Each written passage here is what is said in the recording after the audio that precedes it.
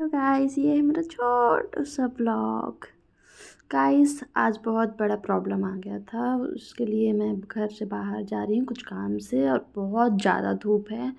क्या करूँ, जाना तो पड़ेगा ही। गाइस मेरा सिम बंद हो चुका था तो मुझे एयरटेल ऑफिस जाना था, तो गाइस मैं जा ही रही थी, देख रही हूँ कि गाड़ी भी बंद पड़ गया। फिर फाइनली गाइस मैं पहुँच ही गई एयरटेल ऑफिस, जो कोरबा घंटा घर के पास है।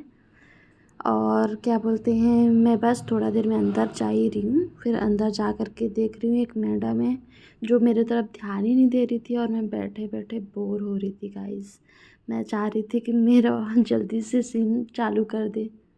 मेरा फ़ोटो और आधार कार्ड का नंबर लेने के बाद मेरे को जल्दी जाओ बोल के भेज दिए वहाँ से। फिर गाइस मैं जा रही हूँ, फाइनली बोले हैं कि 1 घंटे या फिर 1 दिन में आ जाएगा। तो गाइस आज का ब्लॉग बस इतना ही, मिलते हैं नेक्स्ट वीडियो पे, तब तक बाय।